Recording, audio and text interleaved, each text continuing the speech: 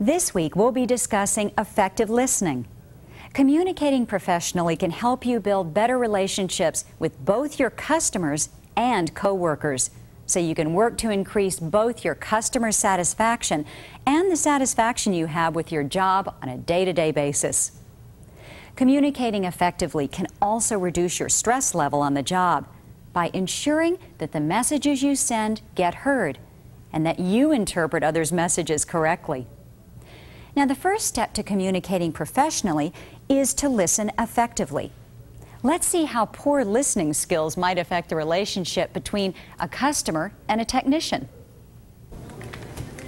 I mean, it's really strange. I don't understand it. Sometimes there is water, but it's just a little leak, and sometimes it's dry as a bone. I mean, I can't figure it out.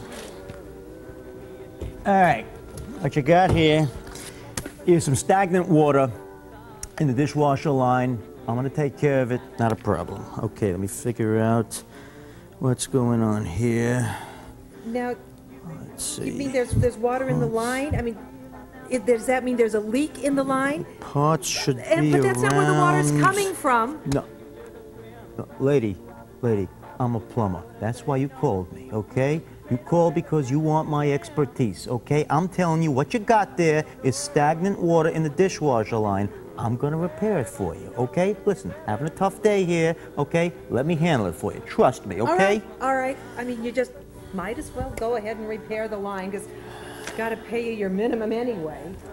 You got that right there, sweet cheeks. Okay, listen, this is gonna be a little hard to figure out because they changed the parts. So anyway, this lady called me and she was just screaming her head off and stuff. She says she still has a leak and you won't listen to her problem. Mrs. Frederick or something. Yeah, that was her name. Oh, woman is a major ditz. All right, Frederick, oh, I remember that one. Oh, without doubt, all right, the stupidest woman that I had ever seen. I don't understand her problem, all right? I mean, she's got me all stressed out. I mean, she's got some attitude problem. These are little... Yikes, that wasn't very pleasant, was it? As you should have noticed, Rocky just wouldn't listen to what the customer was saying. Let's start then with effective listening. First step in effective communication. Listening, you see, is much more than just hearing. First of all, to listen effectively, you need to use what we call attending skills. Attending consists of giving your full physical attention to another person, demonstrating that you are truly interested in what's being said. Face the other person. Keep your arms and legs uncrossed and lean toward the speaker. Maintain eye contact at all times. Of course, if you're a CSR or a dispatcher on the phone, you won't be practicing attending skills in the same way. But you can attend to your customers by pretending that they are right there in front of you as you listen closely and attentively to what they say. And of course, you'll use attending skills when talking with coworkers. The next thing you need to focus on is what we call using the difference in rate. What does this mean? Well, we know that most people speak at a rate of 100 to 150 words per minute. On the other hand, we can think at a rate of 250 to 500 words per minute.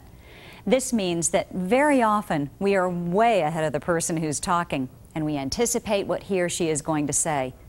We think we know what someone is going to say, and then we interrupt. So instead of abusing this difference in rate, learn to use it to your advantage. Think over what is being said and make an effort to truly understand the person speaking to you, rather than guessing about what he or she might say next. And remember, never interrupt. Just as important as attending skills and not interrupting is creating a non-distracting environment. When listening, you need to remove physical barriers, or things that are physically in between you and the speaker, like desks, pipes, tools, or equipment. You also need to remove interference from music and other noises. This will help you let go of tension and open up the channels of communication.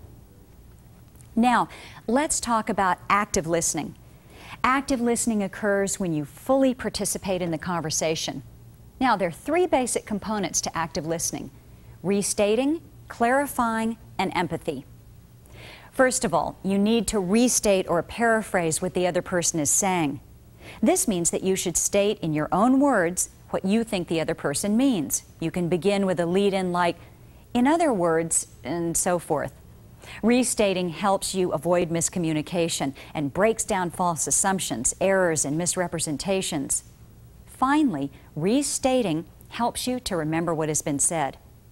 Clarifying is simply asking the other person questions to confirm that you understand the issue. Finally, empathy means that you put yourself in the shoes of the other person. It's difficult to listen when you're judging another person or finding fault. So listen to the entire statement without making a judgment and show that you understand the other person's point of view. Let's take a look at good listening in action. It'll be just one more moment, Mrs. Fredrickson. Great. Okay. All right, I think I see what your problem is. You say the leak's been intermittent, right? Yes, it's very frustrating. Nobody knows where it's coming from. So what you're saying is you have a mystery leak, right? Well, I guess you could call it that. Yeah, I understand. That can be frustrating then. But I think I have a solution for you. Okay, what? Yeah, I'm guessing that your garbage disposal is pretty old, right? Yeah, but that can't possibly be the problem. My husband already looked at that. Oh, he did? Mm-hmm. Well, that's great. You have somebody that helps around the house like that. Mm-hmm. What did he say about it? Not much. He's not that good at that sort of thing. Oh, he's not? Well, no. You know, I'm sure he's very good at what he does for a living, but plumbing can be kind of a tricky business. So let's discuss how to get this leak out of your life for good. Okay. Wow, what a difference. We've used a technician to illustrate effective listening, but many of the strategies apply to CSRs and other staff members too. This week, practice effective listening and enjoy the results you'll get.